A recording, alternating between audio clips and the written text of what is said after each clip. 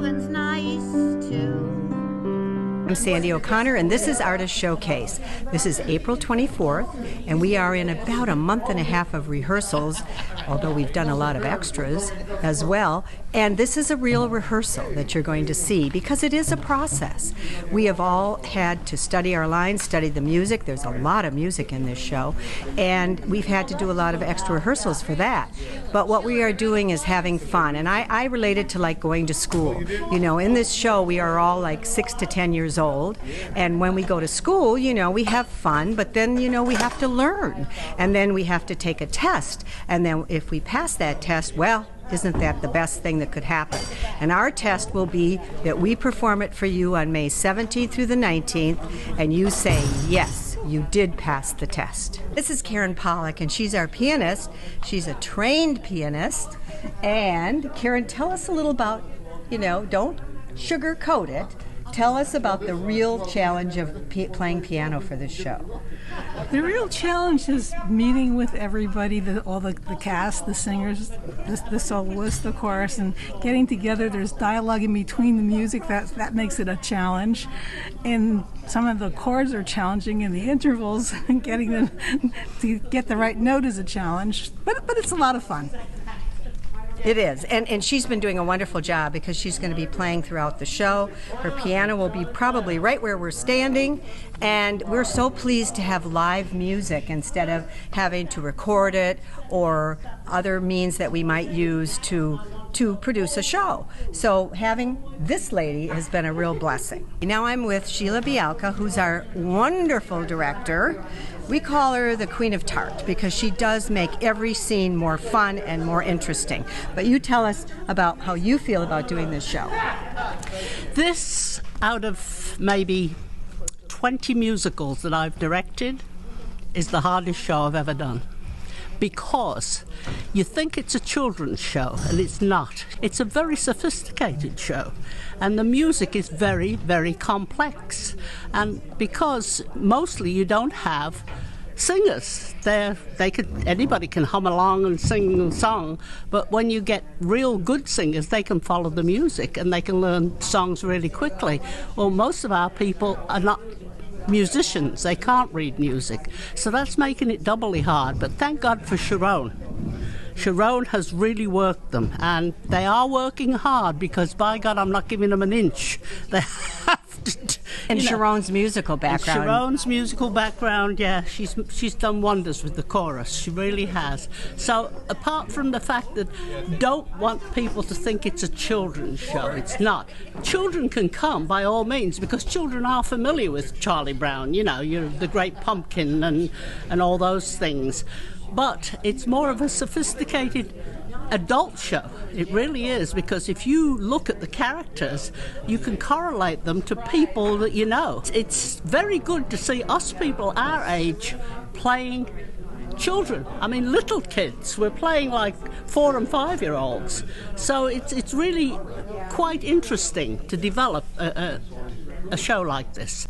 So I'm really pleased so far that it's gone as well as it has. Mind you, we have a lot more work to do. Yes. I'm not going to minimize that. Right. One thing Sheila does so well is when we start to really get it, she starts adding in these wonderful bits, and she goes to the childlikeness in us and gets us to do all these fun things. And sometimes they're the littlest thing, but they make a big difference. Yeah, it's a character difference. You know, you've got to know characters really, and you've got to spot something that you want in that character. The beautiful part of being in a show is the camaraderie, yeah. The people realizing the work has to be done and doing it and spending whatever time it takes to do it. We must give a shout out to Kenny. Yes. Who does these wonderful set pieces. I mean, look at this, the doghouse and that, and he's coming up with other things. We're going to have a wall back here that he's constructing, and he's absolutely brilliant. One of the things we try to do to our best ability is constantly study our lines, and then when we get here, if there's time, we do some more studying of our lines because we're trying to get it all together. Yeah. And then in between scenes, people are running off and looking at their book. Even on the night of the show, everybody's got their lines back there. Actually, it's a good idea because I remember one show where this main character forgot something and and they had to go back off stage and correct it for the next act. So there is a reason to do that, to keep your memory. Then we had one time where he went out to the bathroom, one of the guys, in the middle of the scene. Forgot he'd got so one of the girls had to come in and fill in for him, give his line. And that happens. Yeah, my heart was pumping out of my chest. But it's all part of theatre. It's all part of the game. So what's the goal of this rehearsal this morning? This is to run Act 1, and then we start to polish it.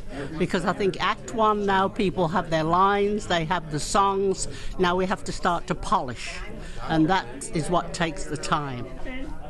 Ladies, Evelyn, you're in your position here. You remember the 3 lights, 3 cones of light? Yes, of course. Come on, everybody, let's go. Time's a wasting. Time's a wasting. I don't want books. Put your books down. Get them off the get them off the set. Don't leave them on the set.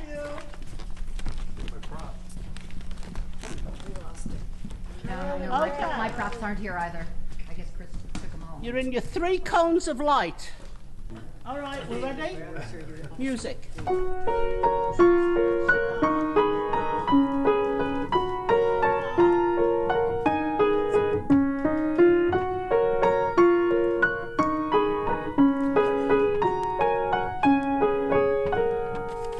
Lights on 1. I don't think you have anything to worry about, Charlie Brown. After all, science has shown that a man's character is actually established by the time he's 5 years old. But I am 5. I'm more than 5. Oh, Blackout. well, I guess that's the way it goes. Oh no, sorry, blackout now, yeah. Go ahead. Lights on 2.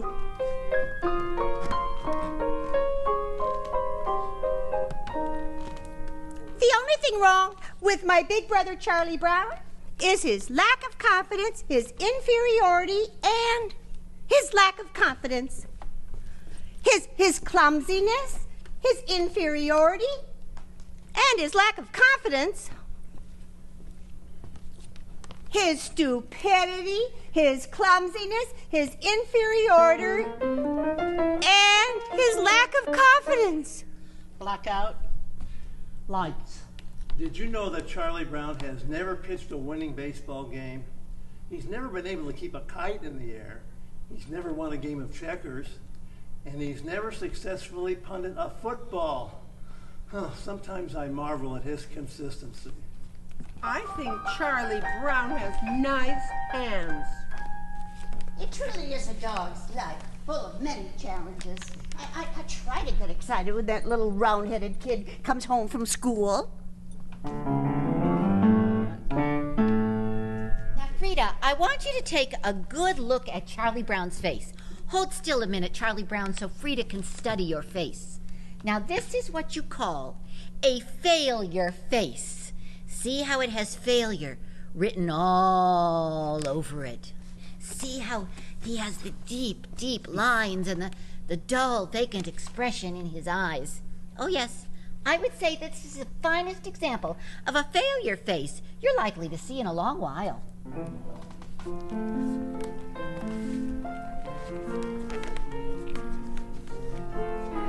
See, sometimes I wake up early in the morning to see the sun rise. And I think how beautiful it is and how my life lies before me. I get a very positive feeling about things. Like this morning, for instance. The sky was so clear, the sun was so bright. How can anything go wrong on a day like this?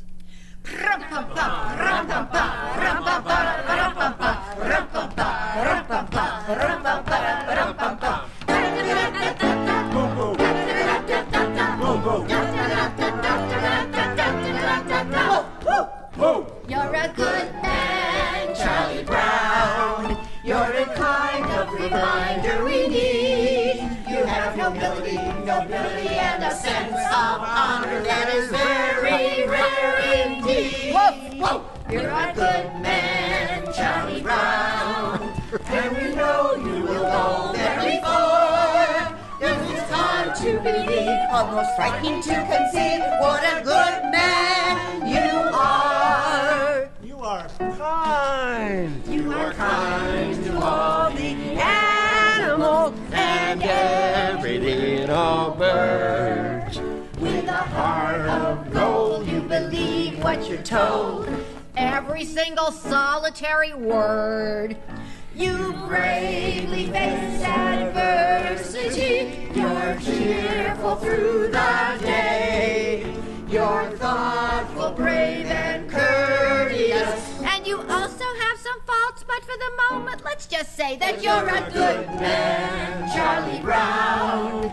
You're a prince, and a prince could be king. With a heart so to open any door, you could go out and do anything. You could be King Charlie Brown. You could be king.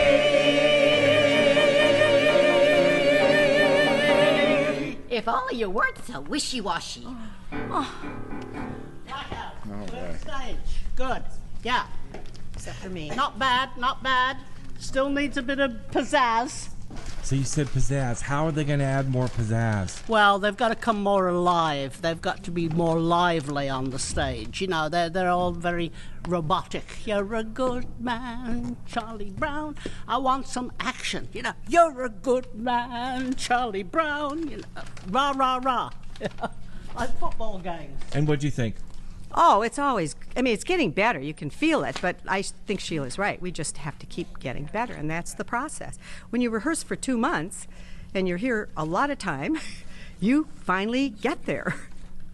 Yeah, and you know, after you've rehearsed it so many times, you keep going over and over it. You get bored with it. Well, they've got to find some way to get unbored with it. I mean, if you're going to be doing a show 5 nights a week for 3 or 4 months, you've got to invent different things to make it fresh. Well, they've only got 3 nights, so they should be able to make it fresh every night. This is my report on the past. The past is very important to people. I must admit, I know very little about it. I wasn't here then. I think I'd like you to come down and address the audience more on that. You know, the past is very important.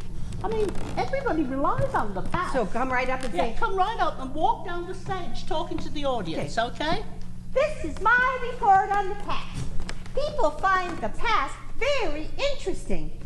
I must admit, though, that I know very little about it. I wasn't here then. That's it. Off, yeah. And when you say about the past, I mean, come on, you're talking to a bunch of old people in the audience. The past is very important to them, okay? So, you know a lot about the past, or whatever the line is. Yeah. So sort of point to them, yeah. The past is very important to people. Yeah. Like that? Good, Sort of? good, Okay. yeah. Okay, Charlie. See, lunchtime is about the worst time of the day for me. Always happen to sit here alone. And then there's the mornings. They aren't so pleasant either. You're waking up wondering if anybody would ever miss me if I never got out of bed. And then there's the nights, too. When I do all those stupid things during the day. And all those hours in between when I do all those stupid things. See, lunchtime is about the worst time of the day for me. Well, I guess I better see what I have for lunch. Peanut butter. Some psychiatrist said people that eat peanut butter sandwiches are lonely. Take a bite. Take a bite. I guess they're right. And when you're really lonely, the peanut butter sticks to the roof of your mouth. Boy, this PTA sure did a great job on painting this bench. Do a big pause between the roof of Do a your pause? mouth and talking about the... So sort of look around, you know, stick Okay. to the roof of your mouth. Okay. What else am I going to talk about? Oh, the benches, you know? Okay. Then start on about the PTA did a good job on the benches, yeah. Okay. You want me to So say a that? little bit of a pause Little between the pause. roof of your mouth and the benches. Okay. You want me to do that again? Yeah. Okay. Peanut butter. Okay. So when you're really lonely, the peanut butter sticks to the roof of your mouth. Boy, the PTA sure did a good job painting these benches. Oh, see, there's that cute little redheaded girl over there eating her lunch. So I wonder what she would say if I went over and sat next to her and ate my lunch. She'd probably laugh in my face. It's hard on the face when it gets laughed into. There's an empty Blind? Oh, there's an empty place right next to her. So there's no reason why I couldn't go over and sit next to her. So I could do it right now. All I have to do is stand up. I'm standing up. I'm sitting down. I'm a coward. I'm so much a coward, she wouldn't even think of looking at me. She very rarely she hardly looks at me. In fact, I can't remember her ever looking at me. So why shouldn't she look at me? Is there any reason why she shouldn't look at me? Is she so great and I'm so small, she can't spare one little moment? She's looking at me. Oh, she's looking at me.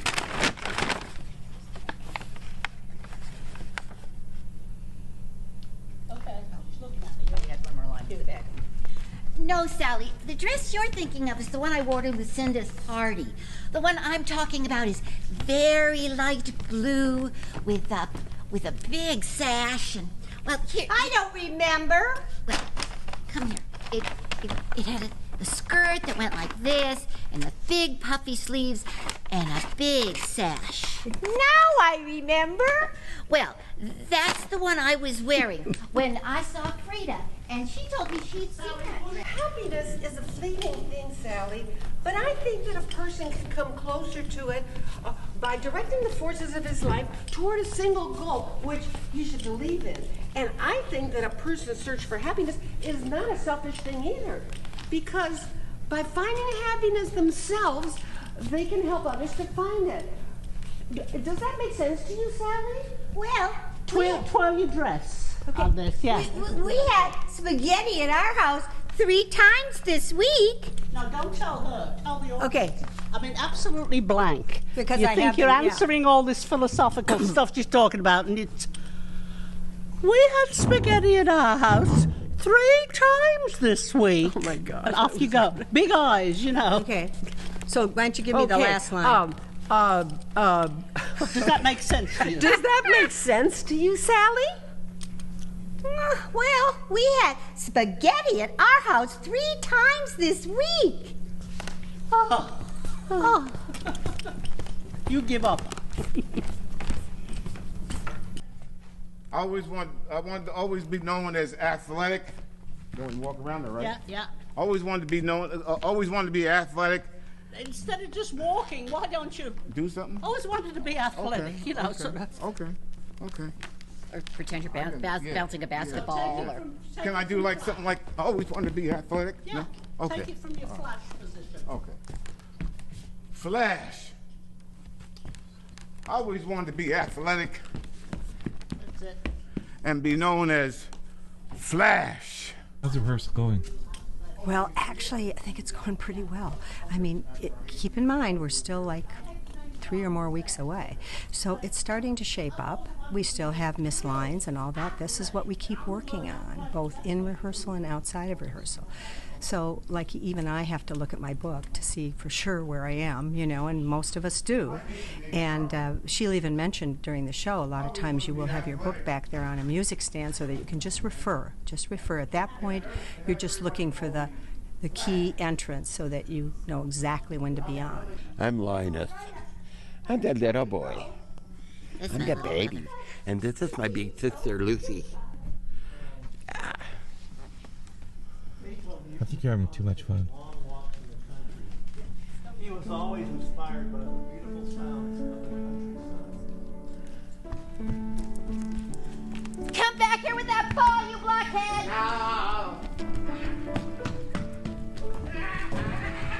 Beethoven had a nice They like me. I think they're swell. Isn't it remarkable how things turn out so well?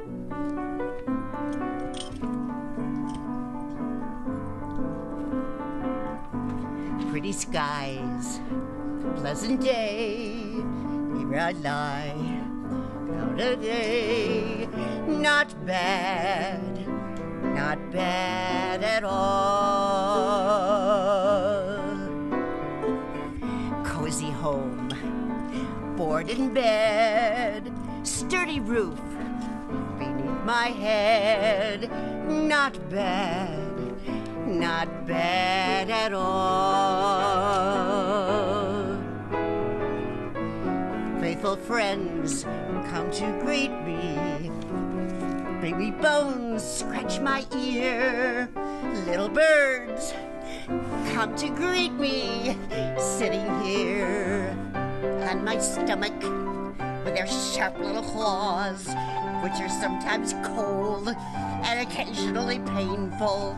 And sometimes there are so many that I can hardly stand it. Rats! I feel every now and then that I gotta bite someone. I know every now and then what I want to be. A fierce jungle animal crouched on the limb of a tree. La la la la la la la la la la. I lay very, very still till I see a victim come. I lay very well, knowing that every second counts. Then, like the fierce jungle creature I am, I would pounce. I'd pounce. I'd pounce. Well, I never realized how far down to the ground it was from here.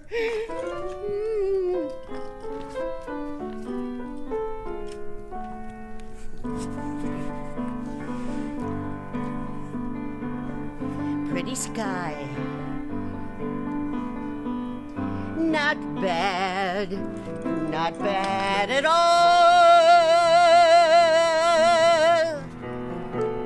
Not bad. Not bad at all.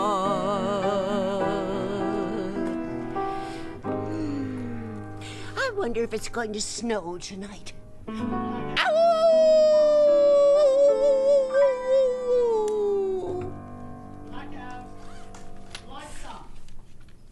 What was that like? Well, in rehearsal sometimes it's challenging because in the middle of it you forget your words. Right overhead, but we go on. That's what makes practice perfect. I was feeling something. Were you feeling something when you were singing? Well, yeah. It almost made me cry. Really? Yeah. That's great. I do sing with a lot of emotion, and that's was that song hard for you to do? No, not really. Not really. Was it fun? Very fun. What was the best part about it? I love the line, I feel every now and then I gotta bite someone. Yeah, you were into that, right? Yes, I'm into that. And how's the play going so far? It's coming along, slowly, but coming. It's hard work, right? It is hard work. How much rehearsing do you do at home? I like to do it during the afternoon, usually a couple hours a day. A couple hours a day? Yeah, just going over the songs and perfecting. You've got a big role. I do. How much do you practice and rehearse? I rehearse not as much as I ought to, but I know the show pretty well. I've been a fan of the show since I was a teenager. No kidding. Yeah, and I'm the music director on the show too, which is why you might hear me screaming lyrics at people. It's very fun. I'm having such a good time playing this brat. It seems really hard. Is it hard to get this together? To get the whole show together, you mean? Yeah. Well, it is because a lot of our cast are not natural singers, so it's been tough getting them to learn their music, but they're doing a great job. And how's Sheila doing? Well, Sheila's amazing. She's a really good director. How much fun are you having? I'm having a great time. I mean, this is the best part ever, right? Huh? The best part ever. Well, yes, we hope so. I have to do a little work on my solo, but yeah, it's lots of fun. Is it making you feel young?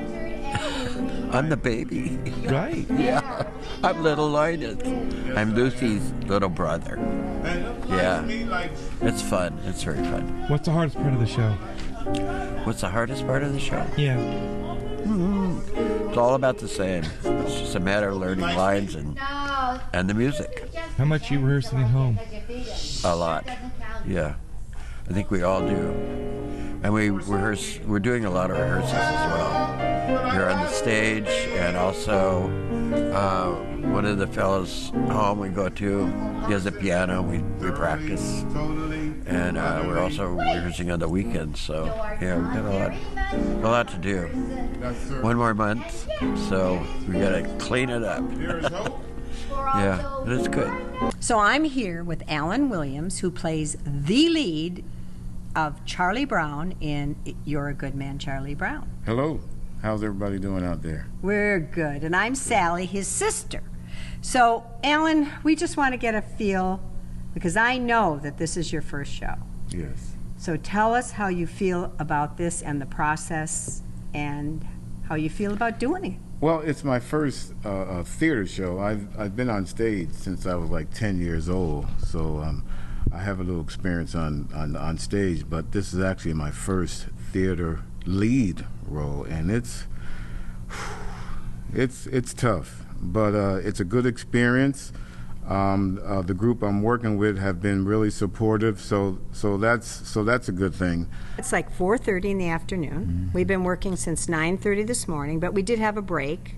Mm-hmm. But I think we're all pretty tired, right? Yes. Oh, and yes. that's one of the things you just have to go through to get through it. I mean, we will be rehearsing like this intensely from now until the show, mm-hmm. and we only have a couple weeks, and the final week is Tech Week, which perfection is expected in Tech Week. You know, other than mm-hmm. the poor tech people who have to stop us for one reason or another. Mm-hmm. But other than that, you know, we're supposed to be perfect. So, how do you feel about that? I've learned a lot from everybody here.